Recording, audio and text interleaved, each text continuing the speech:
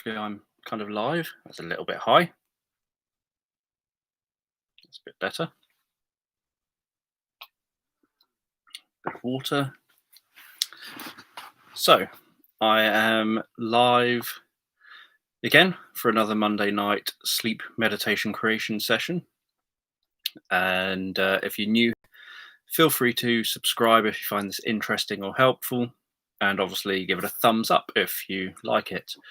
It will work the same as usual. I'll spend the first 15 to 20 minutes or so having a chat, settling in, what have you, and then getting ideas from yourselves. And then about past, hopefully pretty much on past, I will start whatever today's sleep meditation will be based on the ideas you've suggested. Let me just draw a line under my heading, a nice messy line. Hopefully everyone's okay. That feels like it's pointing a bit high. Let's lower it down a bit. I think that's kind of at my mouth. I'll get the yawning out of the way now as well.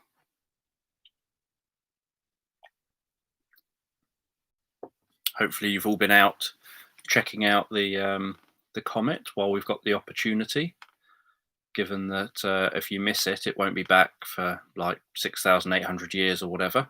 And people will be quite old by then.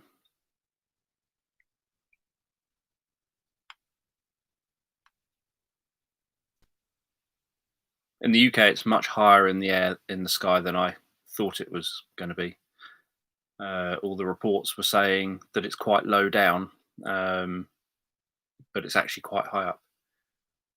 The comet that's been visible for most of July in the sky, in the northern hemisphere, and it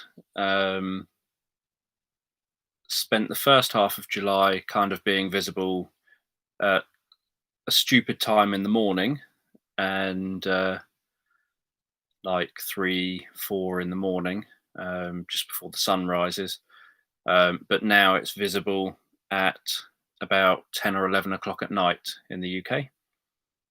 So you can see it very clearly from about 10 o'clock or so, probably nowish, all the way through till, I don't know, I was taking photos of it at 2 in the morning the other day, so you can take photos quite a while.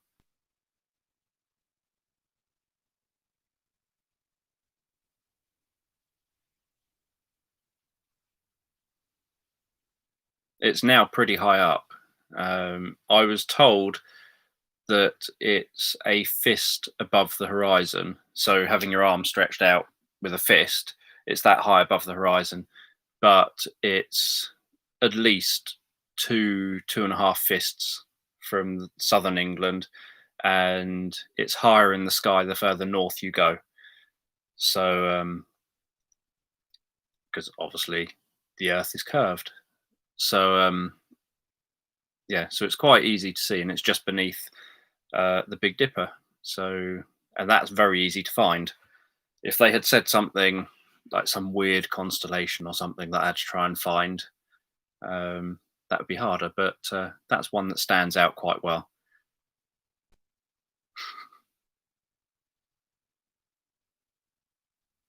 Yeah, if the Earth was flat, it should be. Well, it wouldn't be the same as it is. Yeah, definitely not a flat earther.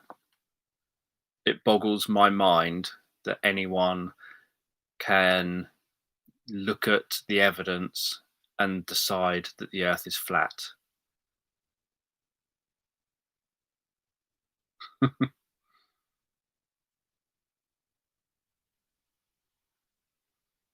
Hopefully the autism diagnosis goes well.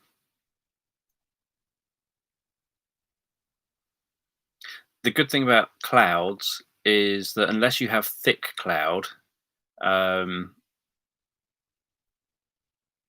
it's not moving anywhere.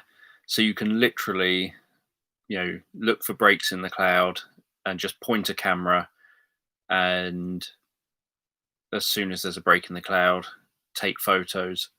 The darker the night sky, the better. But in my flat, I have essentially spotlights on the buildings along the side of the flat, which are horribly bright, um, and bright lights on the backs of the houses outside the flat window. And last night I was still able to take, now that it's moved along the sky far enough to be, there's two trees. There's a big house, and then there's two trees, and then there's lots more houses. And it's now moved so that at about midnight to 2 a.m. ish, it's just between the two trees. And I could get it on camera. I couldn't do like a very long exposure, because then the whole image ends up virtually white because of the spotlights. But I could see it very easily with just like 2 seconds timer on a camera, or 2 second exposure on a camera.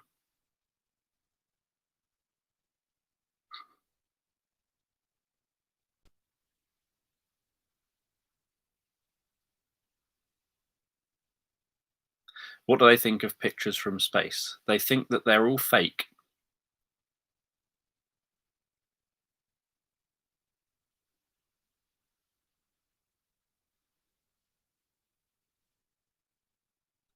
Yes, unfortunately, it is a very big thing, and it boggles my mind that so many people. The one I posted, I can't remember what exposure that was. Maybe 5 seconds. It was probably 5 seconds or less, because I wanted to get everything as still as possible. So obviously, the longer the exposure, because we're on a globe that's spinning, the longer the exposure, the more the star trails start to appear. And so I wanted to, and with a camera, the higher the f-stop, so if I use like f8 or something, it's going to be sharper and probably have much more in focus, because I was trying to get the cathedral in focus as well. But you then have to use a slower shutter speed, and potentially increase the ISO. I didn't want to increase the ISO because I wanted it to be as clean a shot as possible. So I actually, even though it makes it softer, was pretty much using 1.4. I've only got the box next to me, but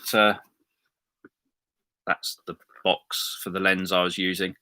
30mm f1.4 lens, Sigma lens on my Sony camera. I was just using that, and it gives a very wide, comparatively, field of view. And because f1.4 is very bright, it means that I didn't have to have too long a shutter speed. If it's clear after I finish this stream, I plan on using my Nikon P1000, which obviously doesn't take anywhere near as good photos, doesn't start at something like f1 point something, and has a very small sensor, which means that even at f3.6 or whatever it starts at, is actually the equivalent of something stupid like f6 or whatever. So it may not be great, but what I was thinking was, oh, I wonder how much I can zoom in on the comet and whether it would make any difference to the shot. So I quite like that idea of just checking it out. While I've got photos that are more what I want, I will now play around and just try a different camera. But yeah, so I've done lots of neurofeedback stuff with Dr. David Lewis. So a lot of what Dr. David Lewis is mainly known for is he was described in some business magazine years ago as being the father of neuromarketing. So he uses lots of like stuff like brain scanning stuff, heart rate monitors, galvanic skin resistance monitors, eye tracking glasses, all sorts of things to look at what people do when they see products and things like that. So he deals with all that kind of equipment, and so other than using it for marketing, he uses that equipment, obviously, or has done, for neurofeedback. And I've got a neurofeedback device as well, which is quite fun to use. It has like games that I can put on the computer and then use the neurofeedback device to do things like trying not to make um, a sort of a container of TNT explode, and you've got to do things like keep your mind with just the right brain frequencies so that the TNT doesn't blow up. And another one of the games is you have to keep your brain frequencies just right and in just the right kind of relaxed state so that you can hover a ball in the air. So different bits like that. So yeah, so I bought one years and years and years ago, and I used it to make, as many of you I assume know, I used it to make make some hypnotic music, where I intentionally put myself into a state that was just holding everything in place and played the music that kind of came out from me remaining in that state. But that was a very long time ago. It's probably like 10 years ago now. So yeah, neurofeedback's quite good for all sorts of things. Migraines, it can be helpful for, because obviously you're learning, essentially you're seeing some visual representation of what's going on inside your brain, and then training yourself by having that whatever is on the screen. And you kind of start doing it a bit instinctively. You don't know what you're doing, you're just asked to do something. So you don't know, it's not like you think, oh, if I squint hard enough, I can make my brain waves change to this pattern, or it's not anything like that. You just, you're given a task, and then you kind of focus your brain on trying to do that task, and it learns just sort of instinctively by you trying to hold things. It sort of works out, gone a bit too far that way, gone a bit too far this way, and it kind of figures it out. So yeah, so it's quite an interesting thing to play around with, from a psychological perspective, and from being able to have access to processes that you don't normally have direct or easy access to because you don't get the feedback from them. And hypnotizing people with neurofeedback kind of devices on is quite interesting, because then you can notice, like if I start saying deeper and deeper, does it encourage in the person the brainwave patterns to change to show that the person is becoming more relaxed, for example. And so you can then tailor what you're doing hypnotically to what you can actually see going on in the brain based on the charts that you're looking at on a computer screen. So that's it's quite interesting stuff to use. I don't have anyone to sort of play with these things with, though. No one. I don't have friends, so I don't have really. So I don't have people who I can say, "Do you mind me wiring your brain up and hypnotizing you and testing out what goes on with your brain?"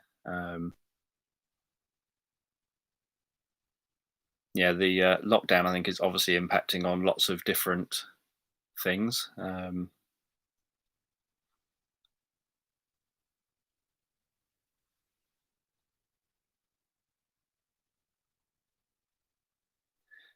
I think what can be interesting is, or what I would probably find interesting in relation to something like migraines, is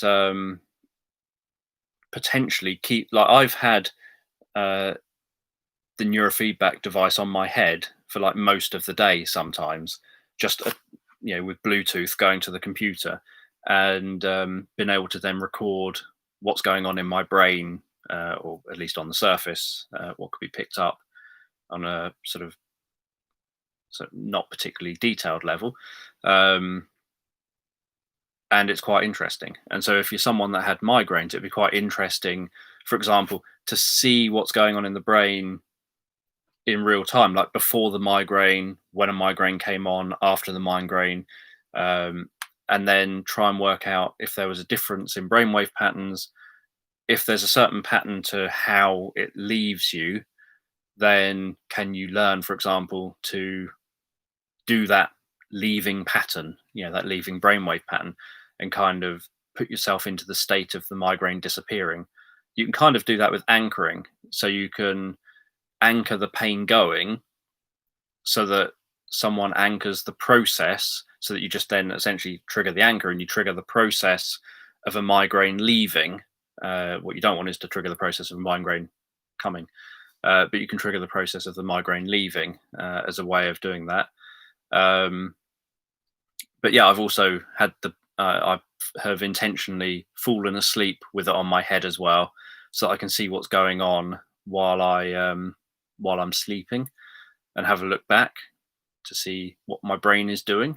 If I had some actual real friends, I would have them monitoring me scientifically while I sleep, rather than having to kind of do it all myself and set it all up and then fall asleep and then try and look at it afterwards, having recorded it and all that stuff.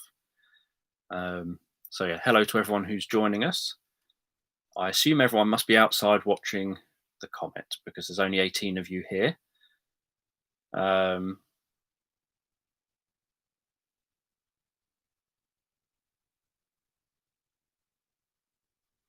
Yeah, I would love to have my head put in an MRI machine. I worry about my arm in an MRI machine because I've got metal in my arm. So I'd have to double check that the specific metal in my arm isn't going to suddenly be ripped out and stuck to the wall of the MRI machine. Because I'm suspecting that if that happened, it could be uncomfortable, given it's under my skin and buried deep in my arm.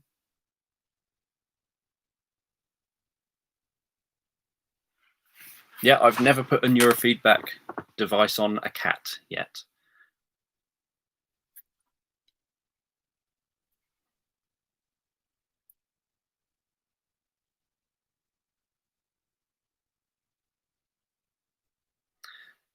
An MRI scanner is a giant magnet. So you're not supposed to go in one or near one with anything metal.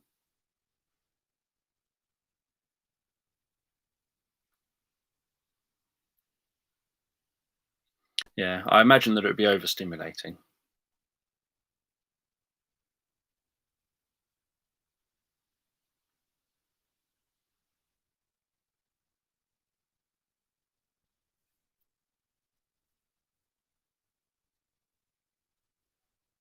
My suspicion is that my arm doesn't set off, because I did worry when I first had the metal put in my arm. I worried that when I went through security scanners at airports, that my arm would trigger them, and I'd end up constantly having to explain to people why I'm setting off scanners, and it doesn't set off scanners.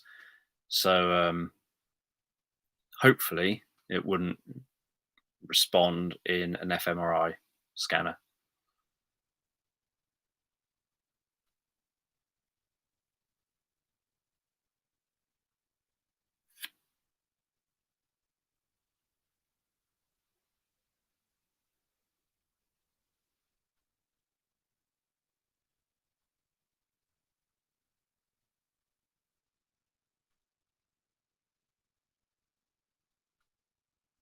Yep, I'm the Bionic Man. Unfortunately, I'm not. Obviously, growing up, I always liked the idea of essentially being a cyborg, of replacing pretty much every part of myself for practical, functional reasons, like being able to swim underwater without needing to breathe, and being able to have extreme strength, and all these different things.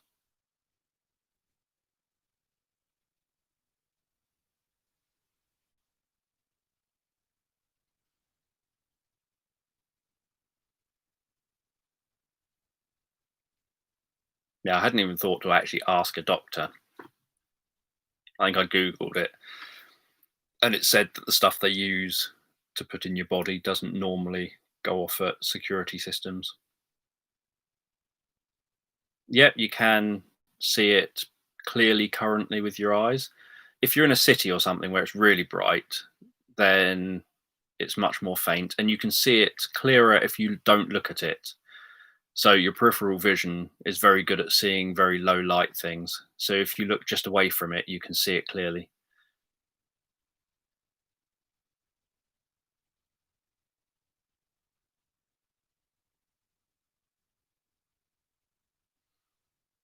Hello, Holly.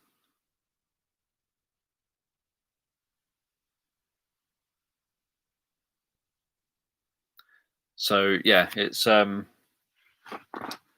quite cool getting to see the comet, because I normally, when they happen, they either end up in the wrong part of, not being able to be seen from the UK, or they end up that you can only see it with binoculars or something, and it's in a location like low on the horizon or something, and somewhere where you can't end up seeing it, or it's just for one night and it ends up cloudy on that night or whatever. So to have something that's around for an entire month, um, well, longer than a month, depending on where you live and how much of the sky you can see, is quite cool. And that it is something that's just visible with the naked eye.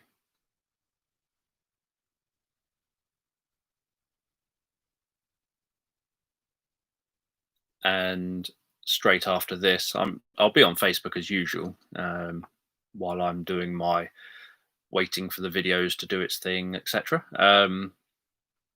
But at the same time, I'm going to nip into the front room and try and get some more photos if it's not cloudy.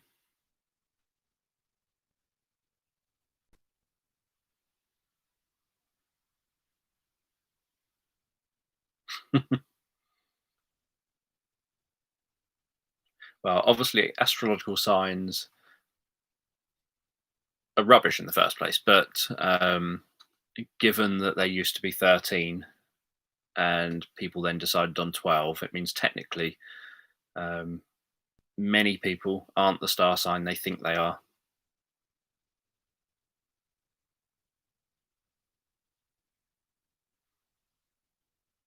But yeah, even if it's cloudy, I would still look at, just unless it's like thick, dense cloud, I would look, because all you need is a brief break in the sky, in the clouds. Even with, like, I've taken photos of eclipses um, where I've literally, it's been a really cloudy day, and everyone, like, I took a photo of a partial solar eclipse above Chichester Cathedral, and everyone out, it was pouring with rain. Everyone else just sort of kept saying, "What are you doing?" I said, "Taking photos of the eclipse." I was seeing all these messages on Twitter and Facebook and everywhere saying, "Oh, it's a washout," and the news was saying it's a washout. No one can see the eclipse in the UK, etc. And I got photos of it. I literally stood there in the pouring rain, pointing the camera where I knew the sun was, and the slightest thinning of cloud was enough for me to get um, a couple of photos. So they're not like incredible photos of this eclipse with a clear sky, but they were photos of an eclipse that I saw that everyone else said you couldn't see.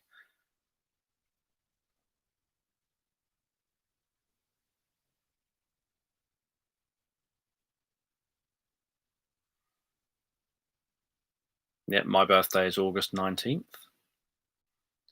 And I would say that you can pretty much fit yourself to most star signs or not fit yourself to most star signs, depending on which bits you focus on. The amount of time that people make them vague. Like, I'm supposed to be, I don't know, whatever I'm supposed to be as a Leo. I don't know if I necessarily fit the description. People say I do, but I don't think about it as fitting it.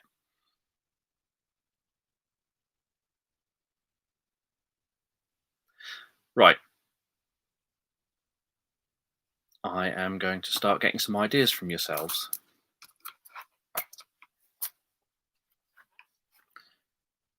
Glad that the videos help with the sleep.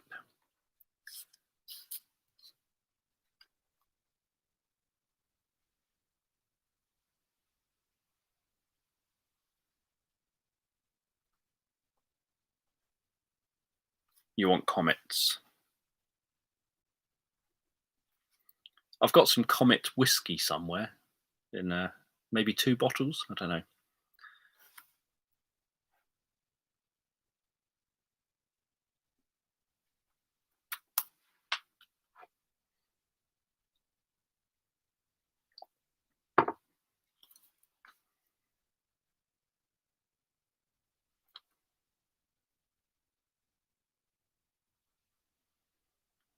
the whiskies from the 90s.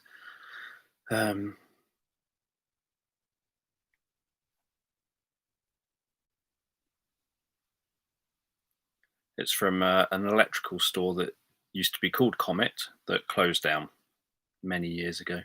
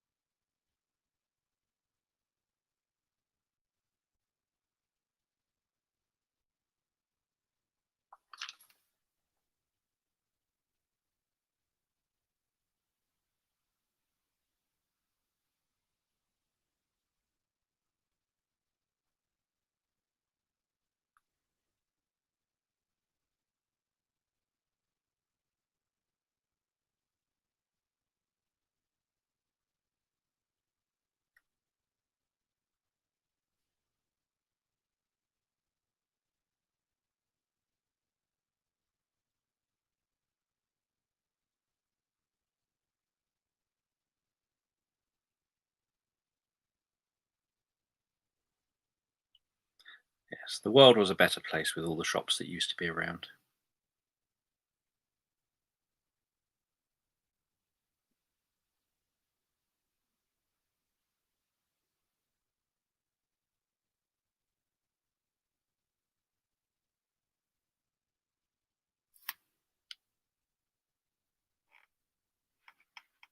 Yeah, my ex worked at Comet as well. That's why I've got Comet whiskey.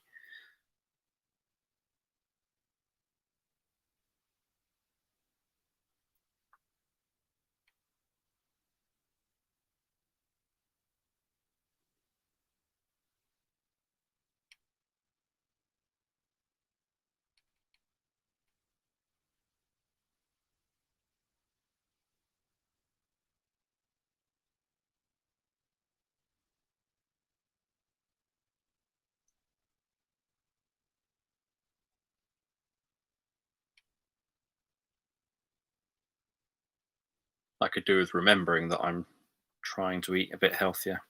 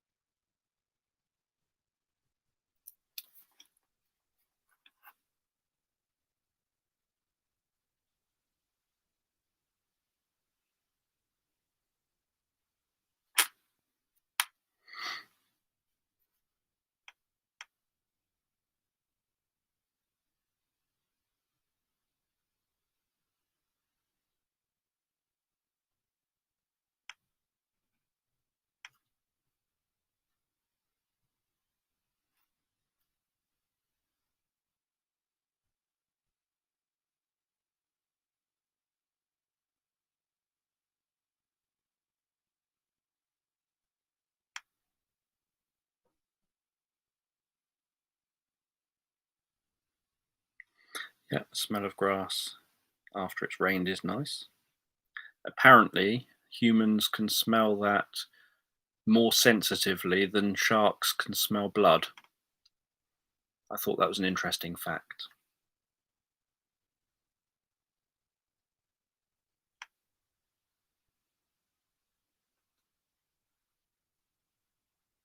But it's not so much the grass, but the smell of rain after it's rained. That sort of smell of water humans can smell better than sharks can smell blood.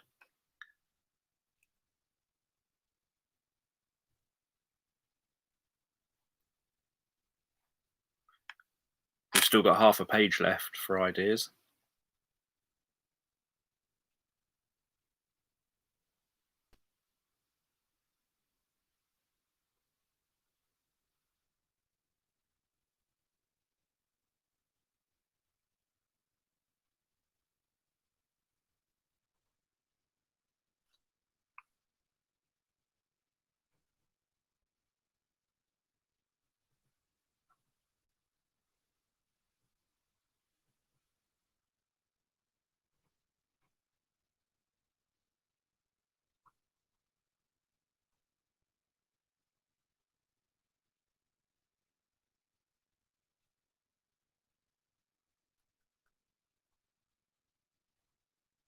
Obviously, I don't necessarily get round to all the ideas, but I try and get what I can in.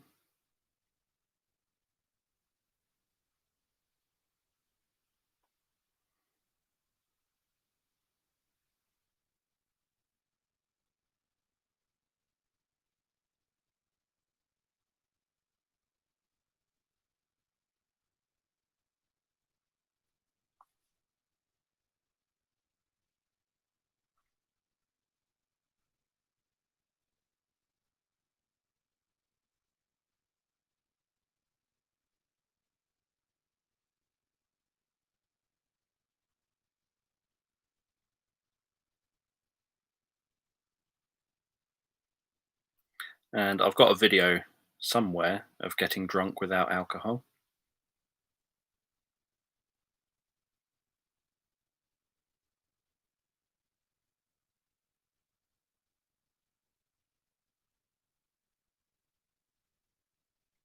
And one getting stoned without cannabis.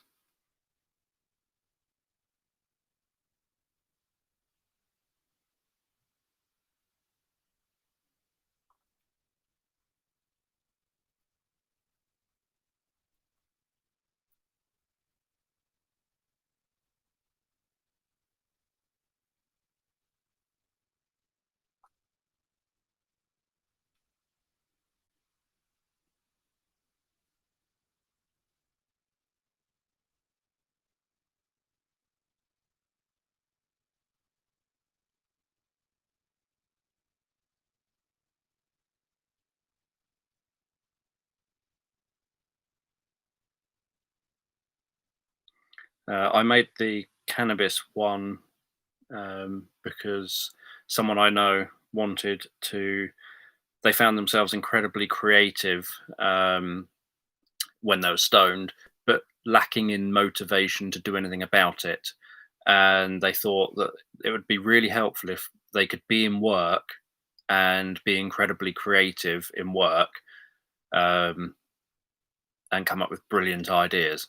So I hypnotized them so that they could drink cups of tea, and depending how they make the tea would depend how stoned or what the quality of their being stoned would be. So they could make the tea stronger, weaker, with sugar, without sugar, with more or less milk. And the different ways they would make the tea would change the quality of them being stoned. And every sip of tea would be like having a puff um, on the cannabis. And yeah, that was, yes. That's exactly who it was. Um, and they got a promotion fairly quickly for being incredibly creative in work. Um, and the good thing is that they could sober up instantly, obviously.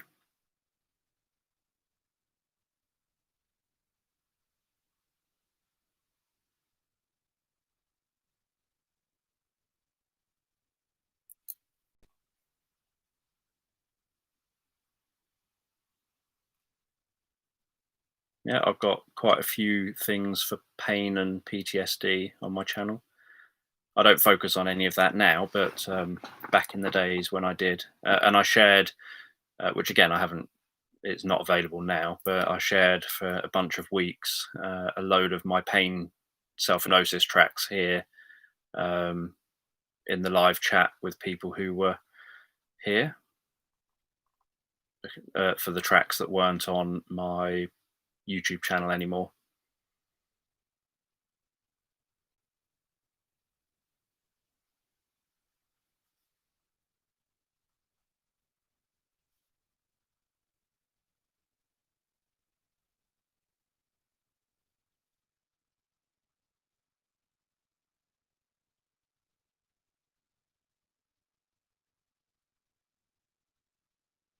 I find being autistic makes me start things very easily and become too obsessed with things. One challenge is there's too much that I want to start and not enough time to start it all. And then you get overwhelmed thinking, where do I even start? Because I've got like 80 things I want to do today. And it will take me about 1,000 hours to do all 80. And I've got 24 hours to do it in. And so I then end up working stupid amounts of hours trying to do what I can do and being disappointed that I failed to do everything because I ran out of hours.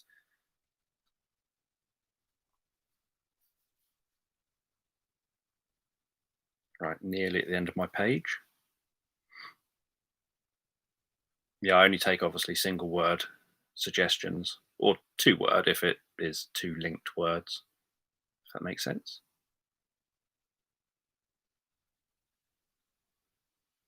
You can probably search on my channel to see what there is. Just type in things like PTSD or phobia or pain, and different things will come up. I would much prefer 48-hour days. It would be so much easier.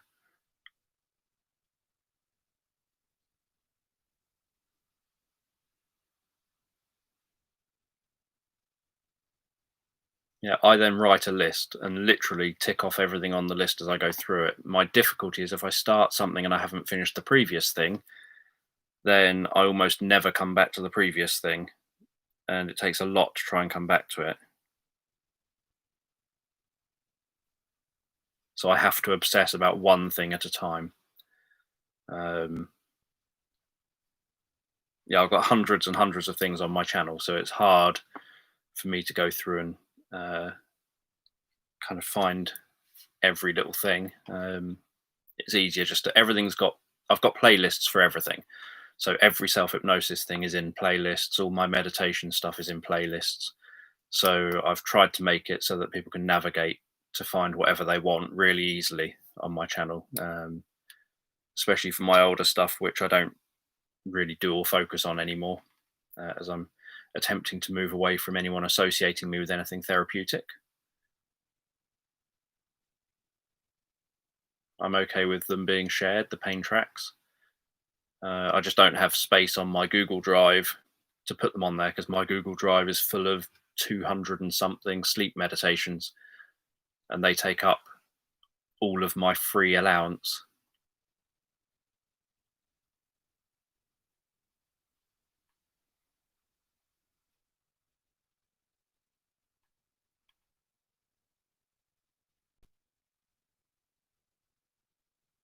I hypnotize everyone every single week.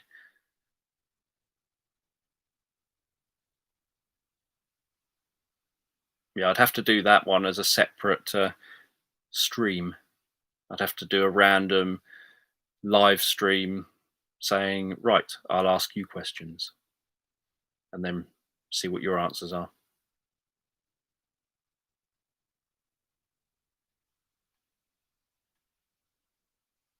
Yeah, I've got quite a few weight loss ones. I've got the weight loss one I used to lose that I uploaded onto YouTube. It's barely got any views, but it's the one I used to lose 2 stone in 2 months. I think it was.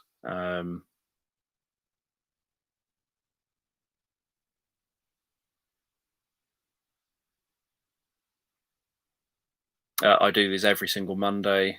I've been answering a few questions, and that's why I'm overrunning a bit. I try to get the story started by about 10:30 ish. I'm 10 minutes late. But I get the ideas first. So I do this every single. No, it's not metric. It's just what I know. I've always been told stones, and so I'm no good when it comes to kilograms in terms of physical weight.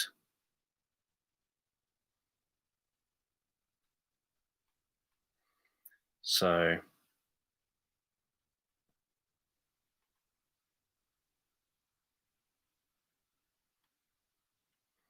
right, I've got space for about 3 more ideas. And we've got more people joined us now, which is good. Oh, missed. I totally didn't see that there.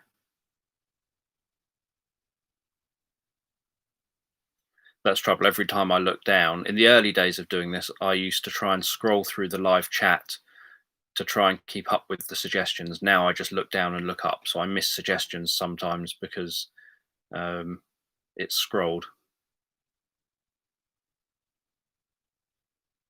Teddy bears.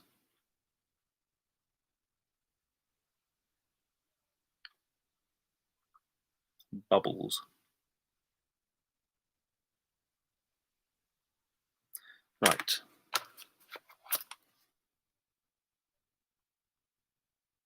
Oh, I would never be able to read that word. That's better. Okay. No idea where this is going, but let's just see how this goes.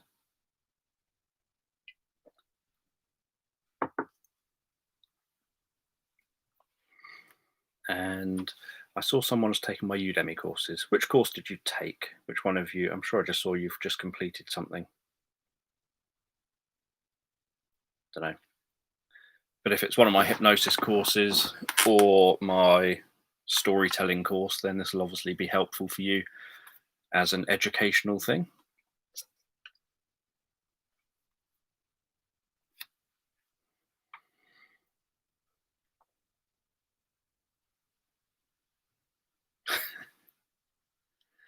So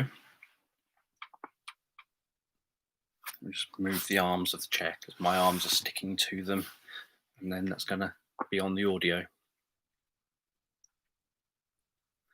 So just take a moment to allow your eyes to close. And with your eyes closed, I'm just going to tell this sleep meditation in the background. And as I tell this sleep meditation, I don't know whether you'll drift deeper to the sound of my voice or to the spaces between my words. And while you begin to drift deeper and relax asleep, you can have a sense of driving down a really long road. And you're heading on a road trip. You've been driving for many hours.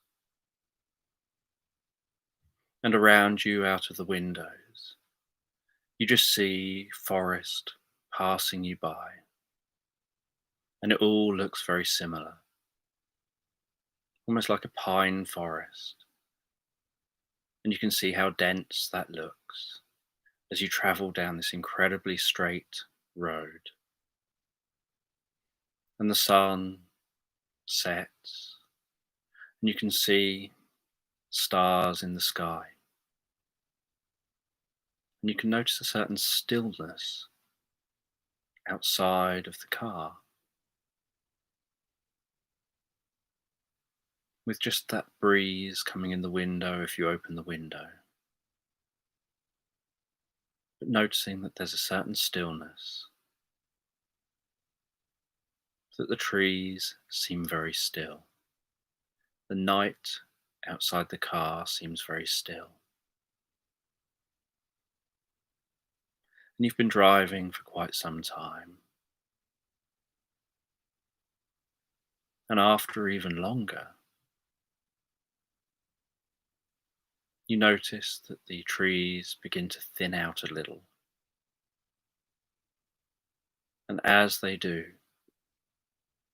you can see a large open plain, large open space, with the most beautiful view of the night sky.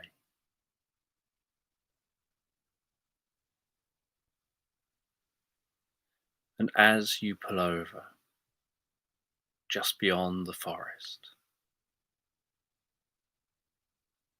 You open the car door, exit the car,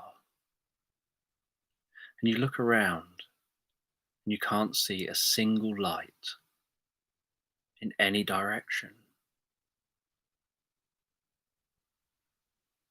And you're out in the middle of nowhere, miles from anywhere.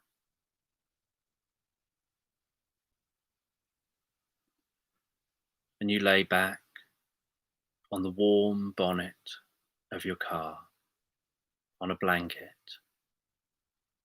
and you can feel that comfortable warmth of that bonnet gently warming the blanket, and then the softness of that blanket under your back, your legs, as you gaze up at the sky. And after just a short while of gazing at the sky, your eyes begin to adapt to the dark, and you notice an increase in those twinkling stars. You begin to notice subtle colours in the sky, and you just relax back on that car bonnet, feeling the warmth radiating up from beneath you. And you see the occasional shooting star. You notice what looks like tiny dots travelling rapidly across the night sky. The satellites pass overhead. And while your eyes continue to get used to the dark, you begin to see a comet in the sky. You see the most brilliant electric blue and a hazy electric blue tail. And you gaze at that comet. And although that comet seems to just be hovering in space, you're aware that it's actually travelling thousands of miles an hour.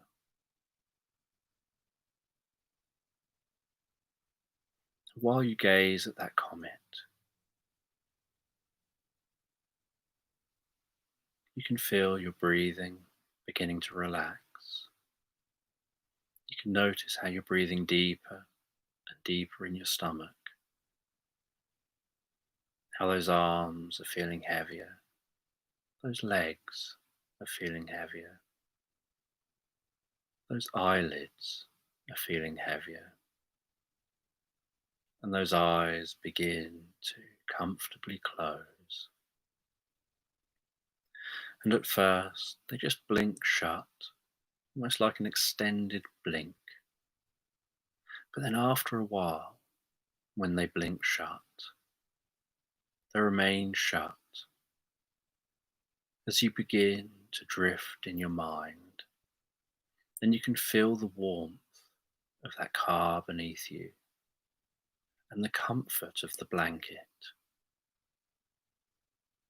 and the silence around you.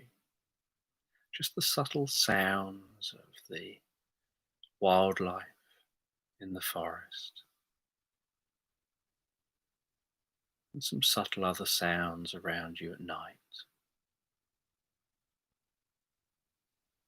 As you drift deeper into your mind, and while you drift deeper inside, you start to have this feeling like you're resting on the softest, warmest, most comfortable sand, lying back almost like on a cushion of sand. You have this feeling of that sand beneath your hands, moving your fingertips gently and feeling the loose sand between your fingertips. And as your fingertips move through that warm sand, noticing that as they pass just beneath the surface of the sand, the sand is so much cooler than that sand on top. And they feel that movement, the softness of that sand in the fingertips. Feeling that movement and the softness of that sand through those fingertips. And then having a sense of scooping up some sand in one hand, while still resting on your back with your eyes closed, and lifting your hands slightly up off the ground, and just letting that sand flow out of your hand, through your fingertips, and back down to the ground. And feeling the coolness of that on your palm. And you start to have this sense that you're lying down at night time in a desert, and that the sand is holding some of the warmth. And as you begin to open your eyes, you can see the most beautiful blue hue surrounding you. Like the night sky is making everything multiple shades of blue, with the almost black sky down to the slightly lighter blue sand. And you stand up, and some of that sand falls off onto the ground from your clothes. And you begin to walk through this desert. And you can see the shapes of sand dunes stretching out towards the horizon. You can notice the silvery moon low on the horizon in one direction, and the way that's elongating those shadows and adding a slight silvery tip to the tops of the dunes, and almost like millions of loose diamonds blowing in the breeze. The small little sand particles blow around in that breeze and get caught in the silver light of the moon, almost like diamonds blowing off the top of dunes and rolling down those dunes.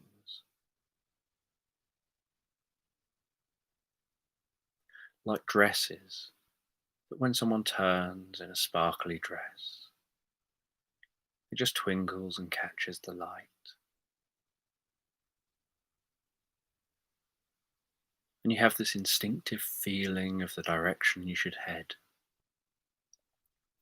And so you walk through this desert, feeling each footstep as your feet step forward one at a time, sinking into the sand, pushing through the sand, with a muted, sliding sound of each footstep. And you begin to ascend one of the sand dunes. And as you reach the top, you notice off in the distance a flickering orange glow. And so you begin to head towards that flickering orange glow. And as you get nearer to that glow, so you notice that there's someone sitting almost in a meditative position by a campfire. And you can see that dancing, glowing light of the fire, illuminating the golden sand near the fire, and stretching out dancing shadows. You can smell that smell of the campfire and hear the crackling and the popping of the campfire.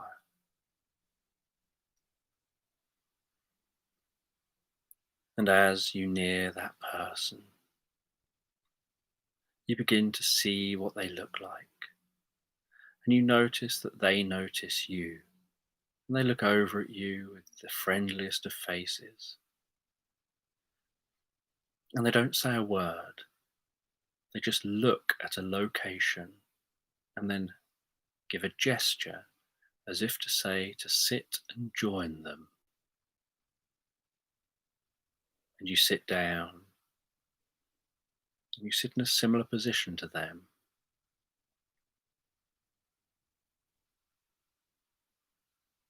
And they put themselves back into the position they were in. And they close their eyes again. And so you close your eyes. And then you hear them say that you're here to go on a deep and spiritual journey. And that they're here to be a guide to help you on that journey.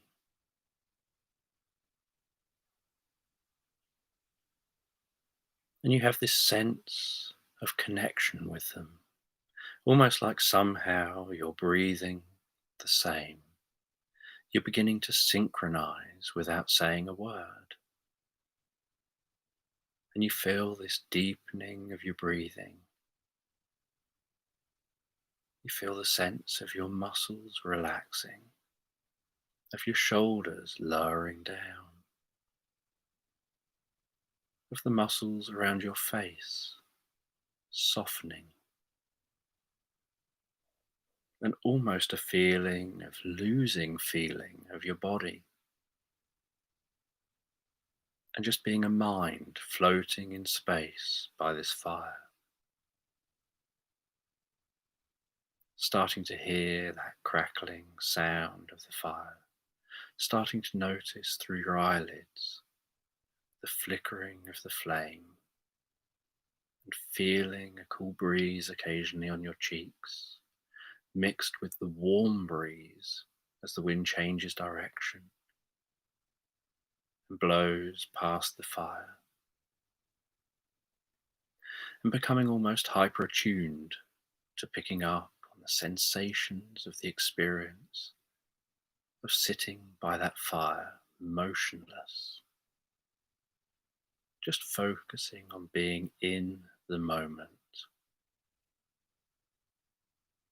still aware that you feel almost like there's a connection between you and this guide.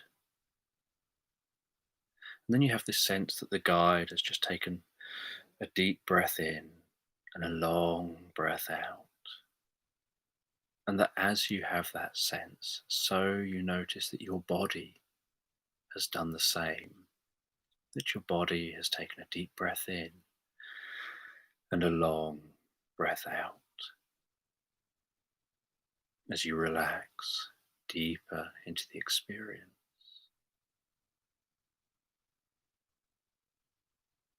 And then you hear the guide telling you to go to the beach. And you just hear those words almost in your mind's eye, go to the beach. And you don't know what they mean, go to the beach. You don't know what beach, but you start to have this sense of hearing the ocean just softly bubbling and rolling in along a sandy beach. That kind of ocean that each wave rolls very shallow and in a long way before slowing down and then drawing back out again. And you have the sense of those waves rolling in and out, almost like each breath that you're taking, rolling in and out again. And you notice that on this beach, as it begins to form in your mind's eye, that it's still night time. There's still a low moon. But now that moon is creating silver, dancing light across the ocean.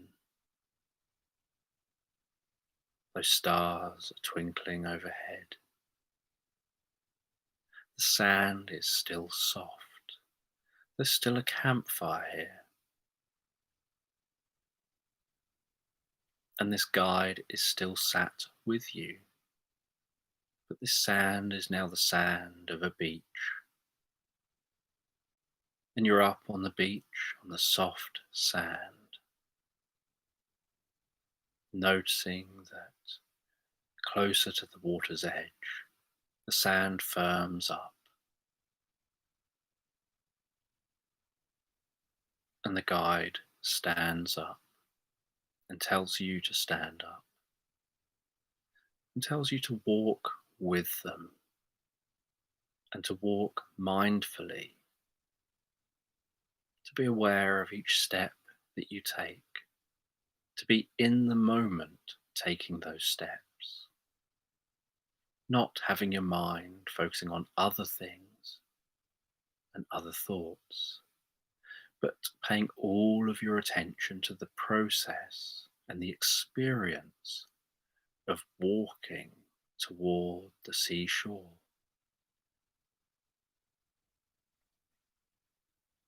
And together you walk down towards that sea, feeling your bare feet walking through warm, soft sand, sinking into that sand with each step, the sound of each step, the feeling, that tickling of the dry sand on the toes, around your feet,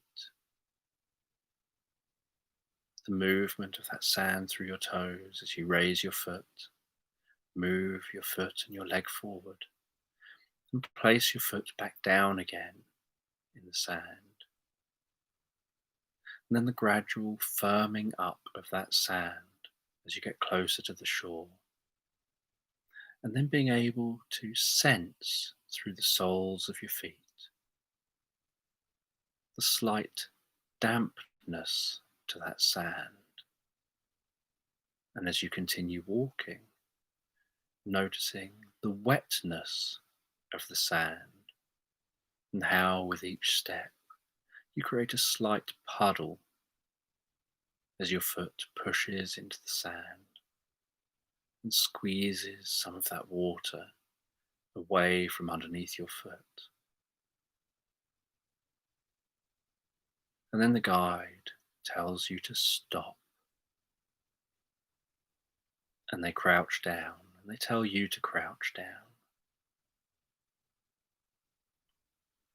And they reveal in their hand that they're holding a crystal ball. And they tell you to watch that crystal ball. And as a wave is rolling in on the shore, bubbling its way along that shallow sandy area, they wait until that wave is almost next to you. And then they roll that crystal ball towards the water.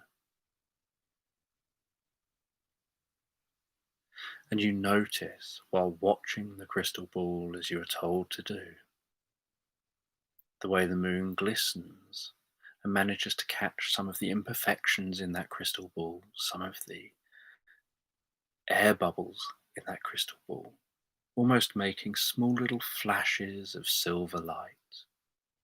The way the white water at the front edge of that rolling in wave meets the crystal ball, wraps its way around the crystal ball, pulls itself up the middle and over the top of the crystal ball as that ball rolls through the water, passing through the waves. and your eyes follow that crystal, seeing a path of white water left behind the crystal. And as you watch that, so you hear the guide say, now. And as they say now, something strange happens. That crystal ball begins to look like a comet in space, like a spinning ball of dirty ice, almost like a grey whitey colour, surrounded by a blue gas that looks a bit like the white water bubbling behind that crystal ball. And you suddenly notice that the ocean seems to have gone quiet and disappeared. That you suddenly can't feel the ground beneath you. And that you seem to just be a mind in space, watching this comet, almost fizzing and popping and passing through the solar system. And as a mind, you seem to be almost keeping up with this comet, keeping a fixed distance from it. And you have this sense that the mind of the guide is here with you as you follow this comet. And as you look around you, you notice the different planets. You can see the blue marble of Earth, the grey moon. You can see the sun shining brightly. And even though you know there's no sound here in space, you have this sense of the crackling and popping and sounds from this comet. And that comet passes the planets and begins to leave the solar system. And you have this sense the guide remains with you on this journey.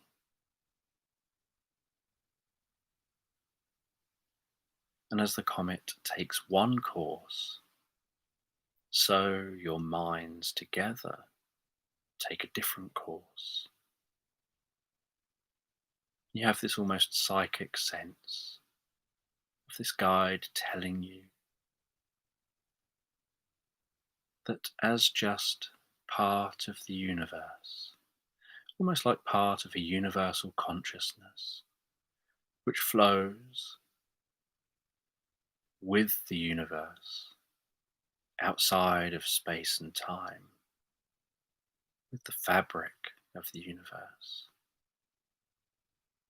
You're going to be traveling beyond the solar system.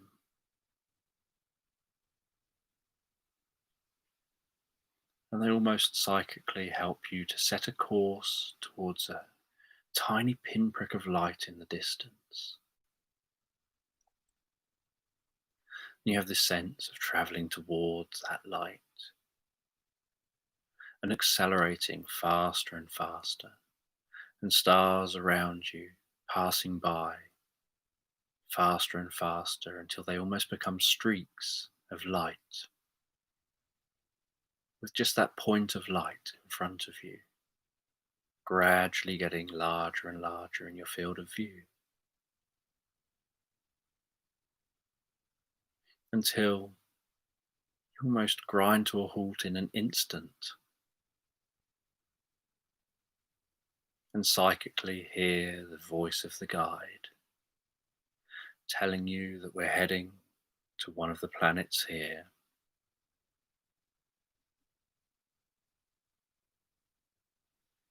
And you spot the planet you're heading towards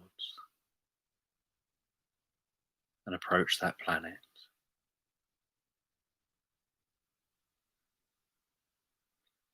And find yourself entering the planet's atmosphere.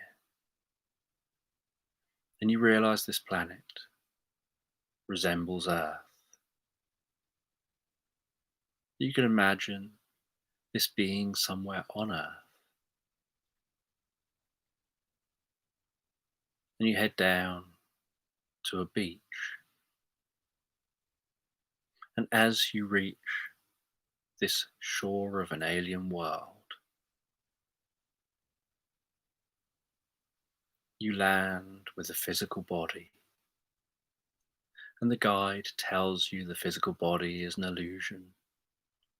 It's just here to help you feel more comfortable with the experience, to help you to be able to move around in a way that makes more sense to you. And they stand up and they begin to walk away from the seashore. They head up over a bank and down the other side of the bank. And they begin to walk towards what looks like a green lagoon.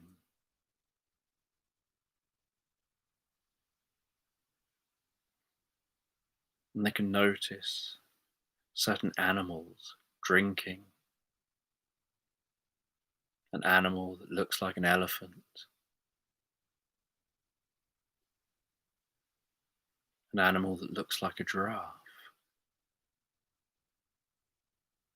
And you can see plants of different sizes. And you realize that different animals will have adapted to take advantage of the different plants around here and to all carve out their specific niche, just like anywhere else. And so you end up not surprised at a familiarity of animals.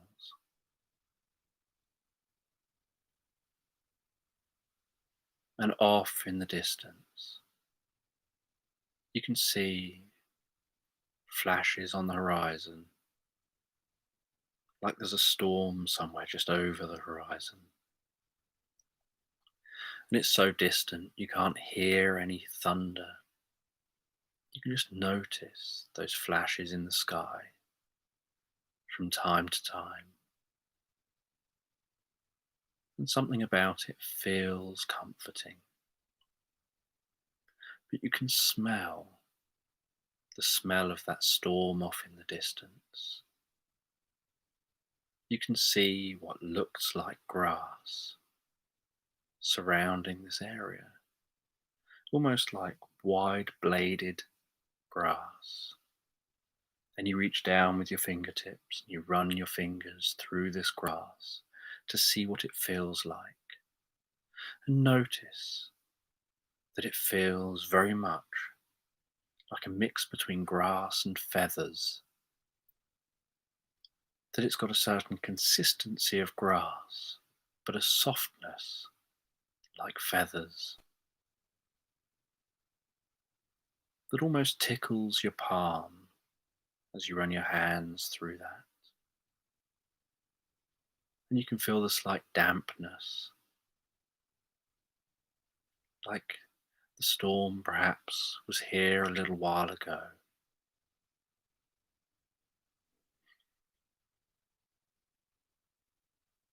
And as you continue to walk through that, so you walk over towards those animals. And this guide tells you to observe, to open your mind to these animals. And so you get closer to those animals.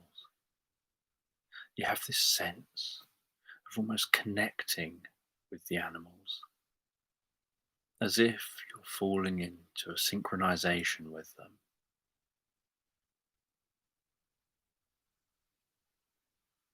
where what you do, they begin to do, and what they do, you copy. Almost like you start to understand them on a deep and meaningful level.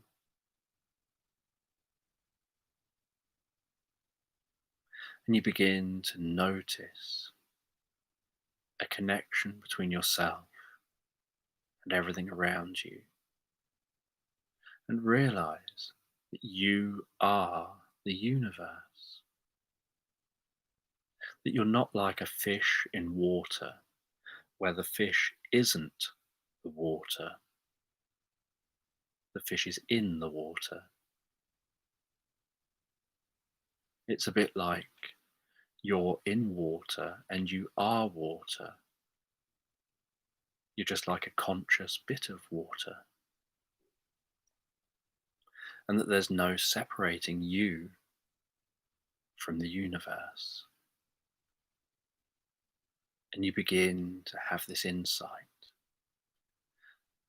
and begin to explore the meaning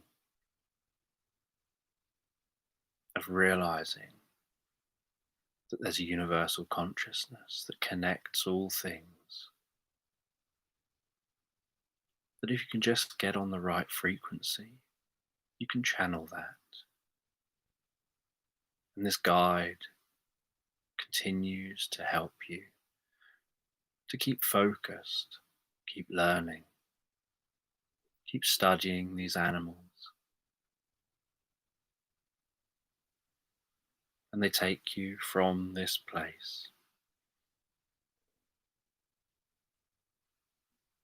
And you walk away, you head over another hill, and you find what looks like some ruins, almost like some ancient civilization once lived here. And you realize these ruins seem to have been built out of some kind of shiny black stone. And that black stone has worn down through time, but you can still notice something about that stone, the way it was worked. You can touch it and notice that it feels like touching highly polished stone. And then you see what looks like the tip of a black pyramid sticking out of the ground. And the guide explains that the civilization was here so long ago that these buildings are just the tip of the iceberg, and that the way in is to go down deeper. And they tell you that because you are the universe, there is no you and the ground. You're just a concept. And that most of what's around you is nothing. Most of what makes up you is nothing. And that it's only the forces that make your nothing not pass through that nothing.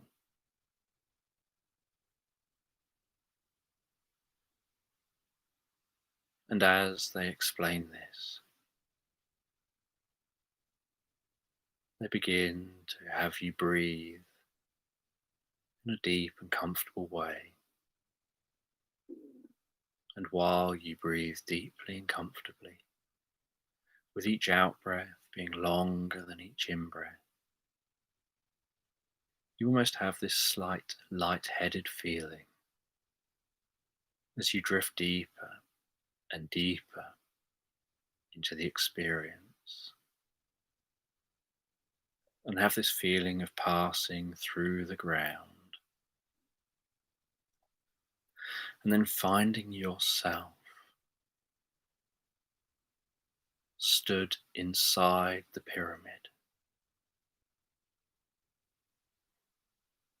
and your eyes are closed, and you know you're in the pyramid because of the way your breathing seems to now be echoing and bouncing off the walls of the pyramid. And you open your eyes, and the guide holds their hand out, and above their hand, a pure white light appears, almost like an orb of flame.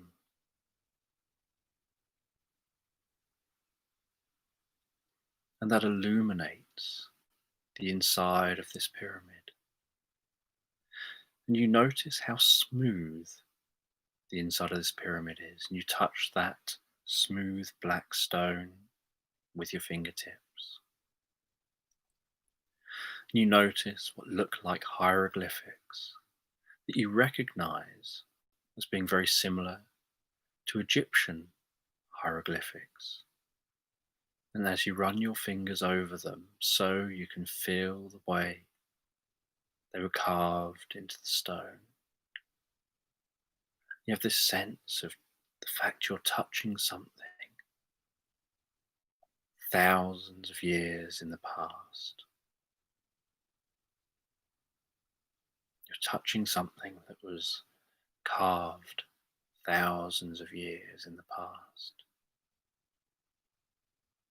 And you don't understand it, but you explore it with your fingertips. You try to make sense of it.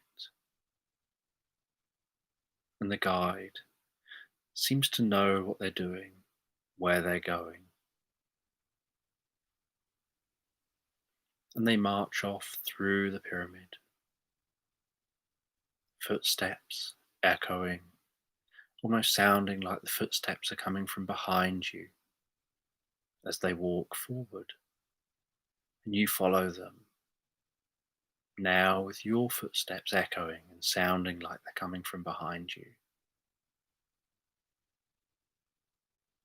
And then almost like a few seconds later, those footsteps seem to sound like they're coming from above you as the sound of them reaches the top of the pyramid and then echoes and bounces back down towards you. And you find this an unusual experience and a curious experience. And you arrive at a wall that seems to have nothing on it, just incredibly smooth, no hieroglyphics, no markings at all.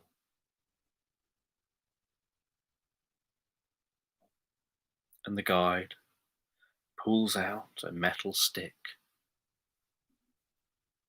that shines and looks solid gold, and they tap that metallic tap on that black wall, and then you hear the sound of rock moving and sliding, and that wall slides open, and you walk into this room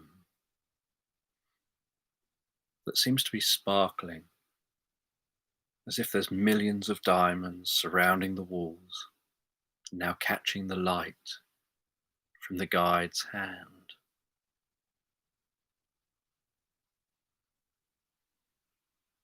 And beams of light reflect and dance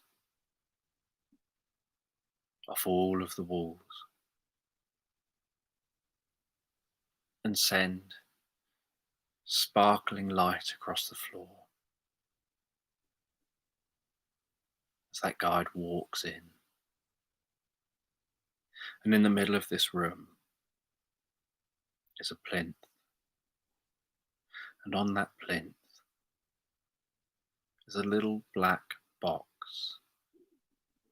and the guide tells you to open that box.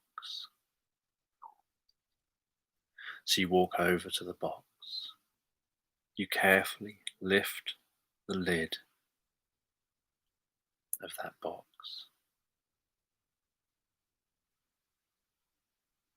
And inside that box, you see a gold ring with what looks like diamonds surrounding that ring. And the diamonds are just small, but there's many of them, making it so that with the slightest bit of light, that gold ring sparkles and shines.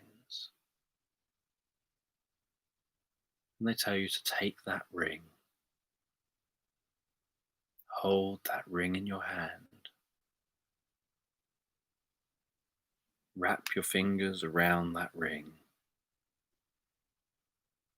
close your eyes,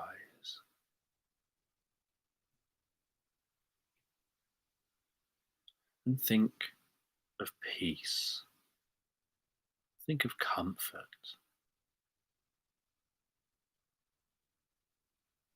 And as you put that ring in your hand, close your hand round that ring, close your eyes and think of peace and comfort. So your mind begins to drift off somewhere else. You suddenly have this feeling of galloping along on a white horse that's such a brilliant white it almost glows, almost as if it's emitting light. And this white horse is galloping through the most brilliant green meadows with a backdrop of the most beautiful blue sky. The sound of each step of that horse, the wind in your face, that feeling of powering along through this meadow.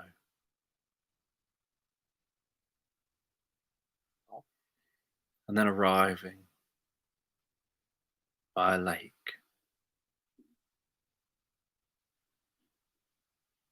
And you dismount by this lake. And you walk to that lake. You put your hand in the water, feel the temperature of the lake, the feeling of that water around your fingertips.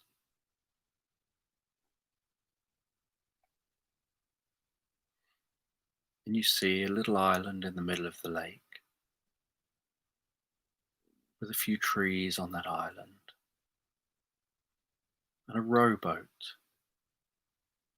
And you get into the rowboat, you push off from the shore and start heading toward that island.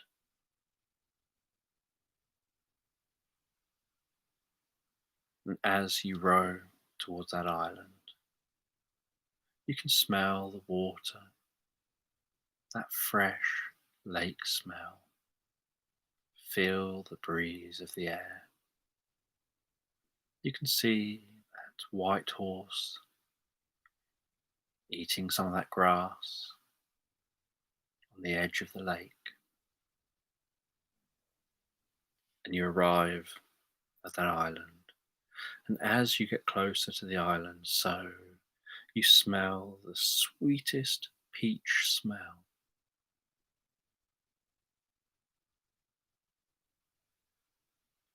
You arrive at the island, push the boat a little way up the shore, climb out of that boat, walk among the trees,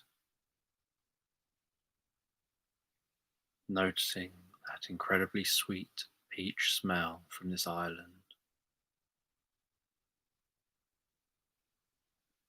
And you see what looks like a treasure chest in the middle of the island.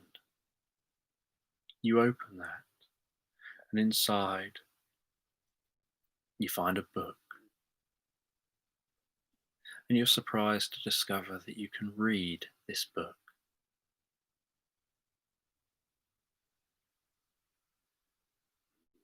And that this book is a book of magic.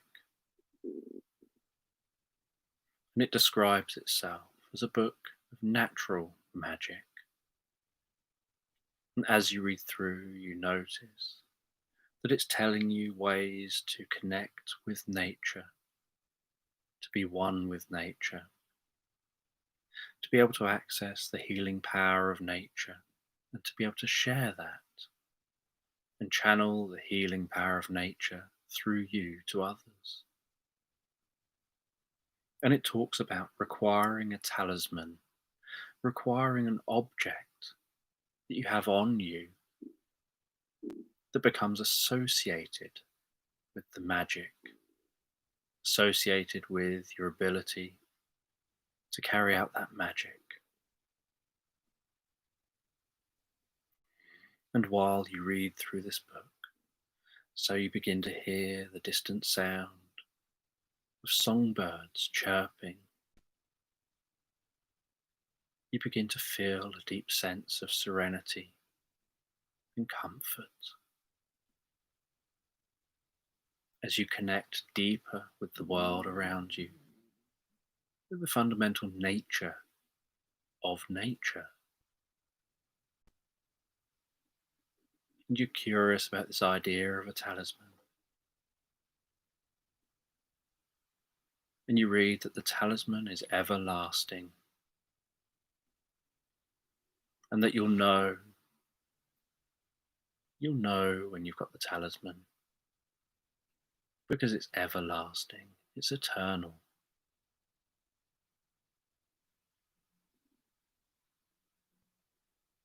And then at the bottom of the book, on the last page, it's just drawn a circle and lots of stars.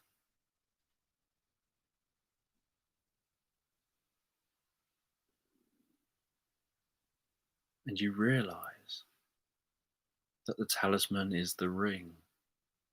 That's the thing that's eternal, that connects you with this world. And you notice that the guide hasn't been around here.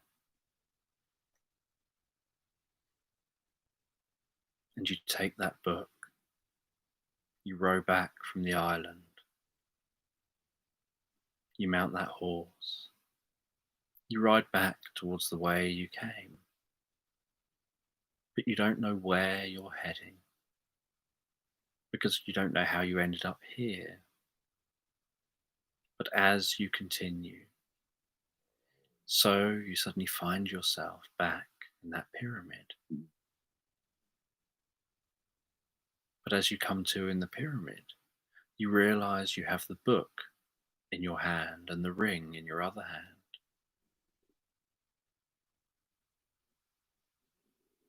And the guide tells you they led you to where they needed to lead you. You found what you needed to find. You had to make the end of the journey yourself. And you had to discover the end of this journey for yourself.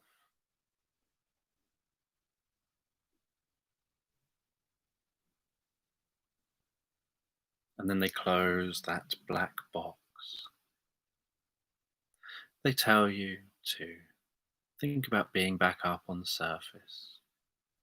And so you think about being back up on the surface, and you find yourself back up on the surface by the ruins.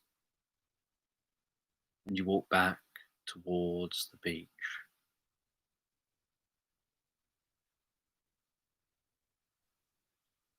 And then you find your way back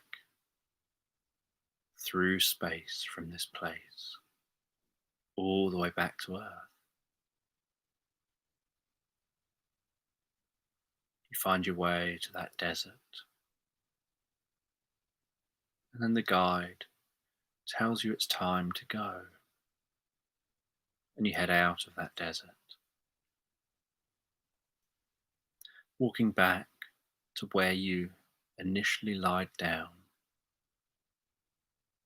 And as you sit down there, so you find yourself coming to on your car bonnet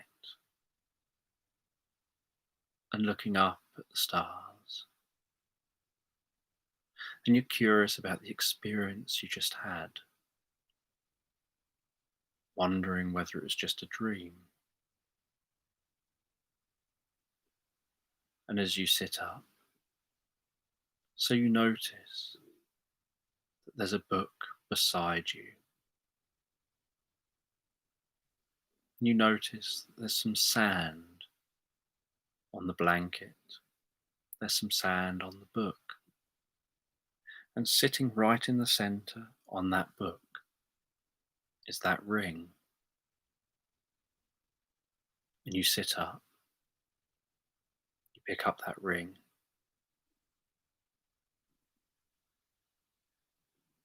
You try that ring on, see if it fits on your finger. You put it on one of your fingers.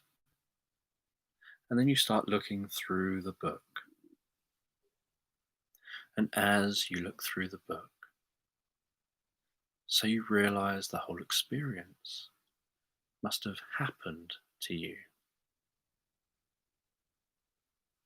And while looking through the book, so you start to have this sense, almost like there's an energy coming out of you and connecting with the world around you. Almost like your senses heighten to those sounds of birds, to the sounds of other animals. Almost like a part of your awareness flows with the wind,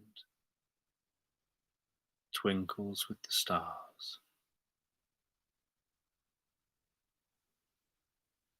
Almost like you have a bubble of awareness that spreads out from you wider and wider. And while you have this sense of your awareness spreading wider and wider, you notice fireflies flying from the forest. You watch as they dance around in the sky. And then you see one heading down towards you.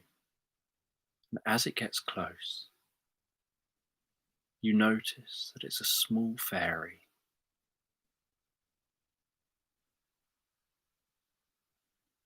That tells you that you've connected with this world,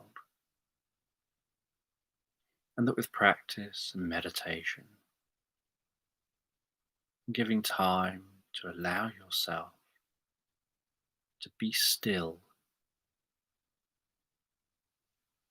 you can be still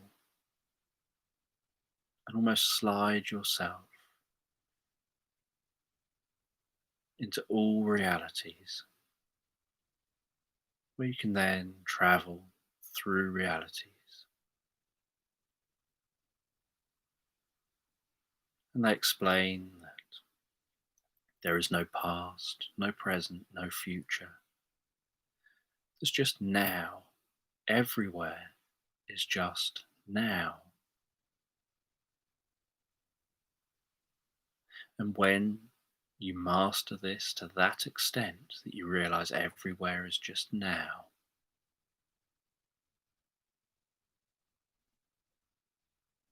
and that physical reality is stuck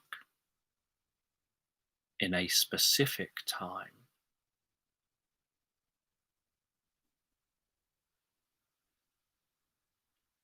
but reality itself is timeless. You'll be able to travel in the past, the present, the future, and through realities.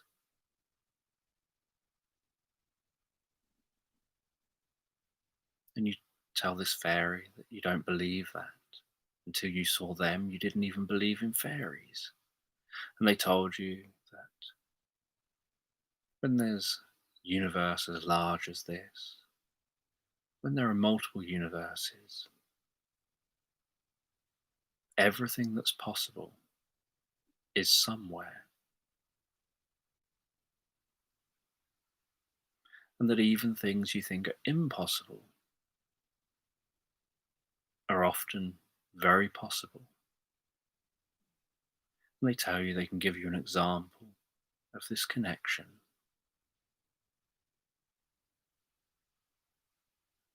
And they hover in front of you, just above eye level. And they say, just watch me. Keep looking at my glow. And while you look at my glow, I'm just going to count back from 10. And with each count, you can begin to drift inside deeper, almost like making time stand still. And that with each count, your head can relax, your shoulders, your arms, your body, your chest, your legs, all the way down through your body. Your breathing can deepen, and time can stand still. And when time stands still, you can be separate from the universe, separate from this moment, to access the universal now. And you can travel through time.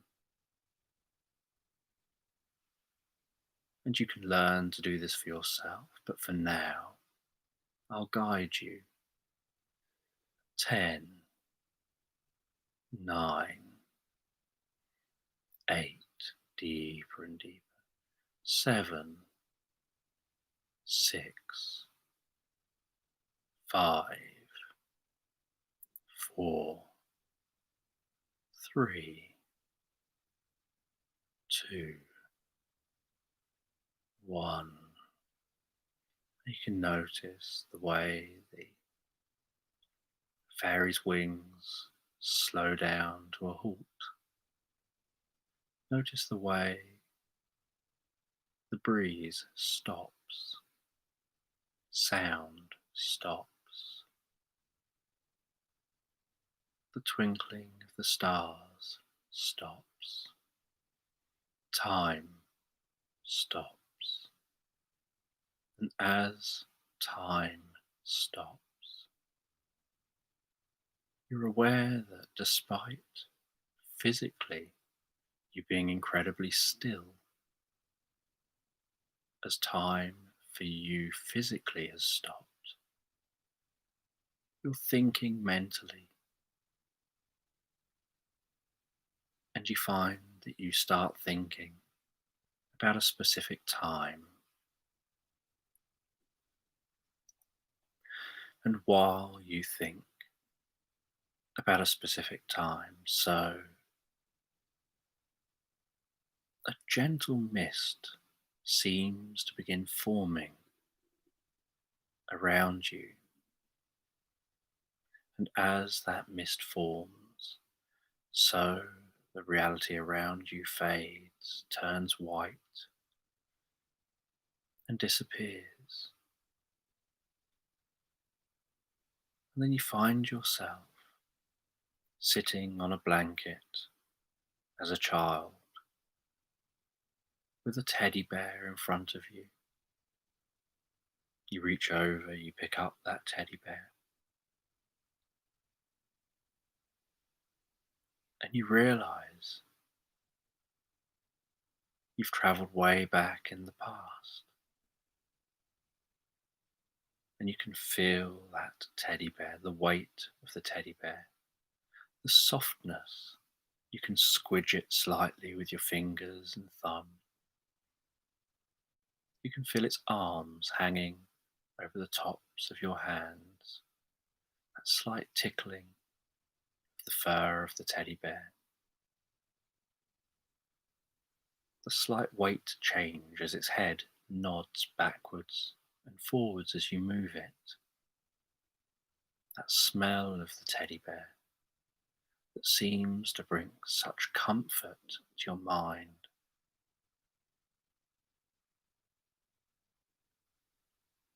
You put that teddy bear down and you stand up and you walk around. And a puppy runs over to you.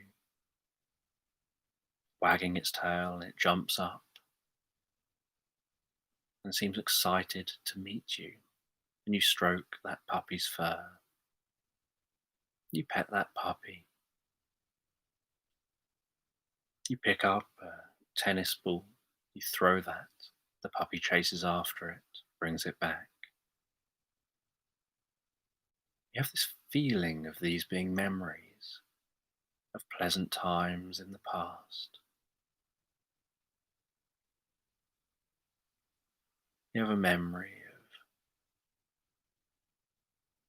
sitting down, lost in thought, as a cat climbs up on your lap and it turns itself around and slumps down in your lap. And you instinctively begin to stroke that cat. You can feel that gentle vibration of the cat as it purrs. You can hear that purring of the cat and feel that purring. That something about the frequency of that purring seems to be transmitting some kind of healing to you, helping you feel better, helping you somehow ease discomfort.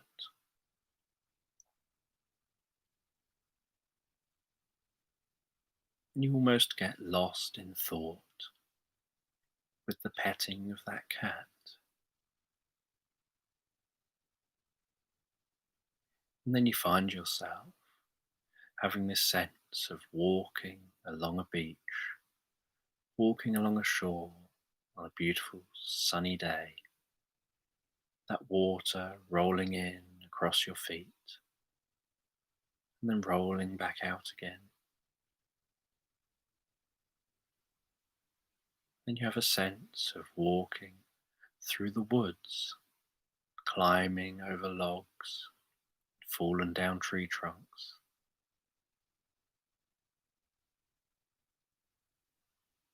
Feeling the face smiling.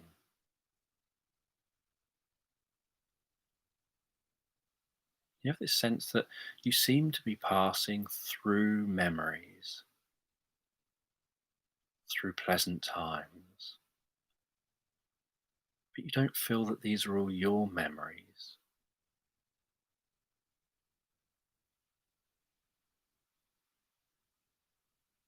And then you find yourself drifting back.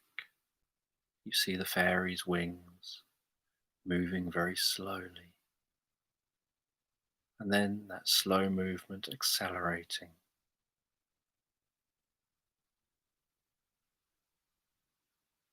That fairy begins to explain to you about the experience you've just had, about what it means to be connected to a universal consciousness that's timeless and spaceless, to help give you motivation to achieve what it is you want to achieve, give you motivation to continue practicing and learning to connect with the world in a meaningful way, and to appreciate the world in a meaningful way through that connection. They explain that the ring will guide you, that any time you're lost and want to find yourself, you can just touch that ring and it'll remind you of your experiences, of your learnings. Just touching the ring on your finger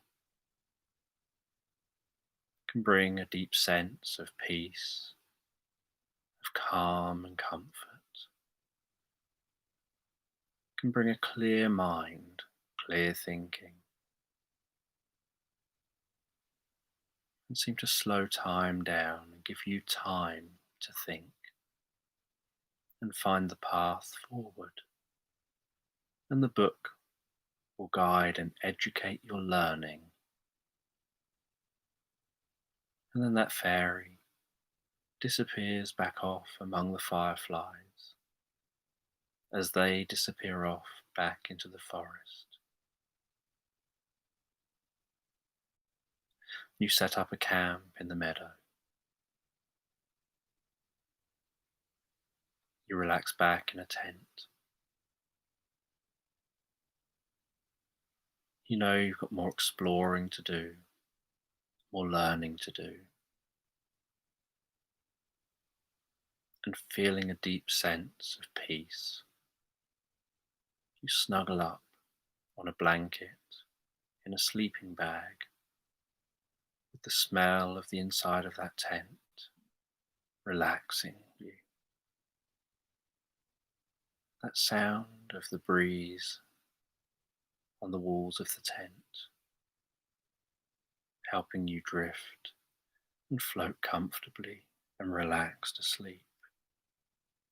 And you drift and float so peacefully, so comfortably asleep, knowing you'll awaken, feeling so motivated in the morning to crack on with your day, almost instinctively motivated and driven in the morning as you drift and float peacefully asleep.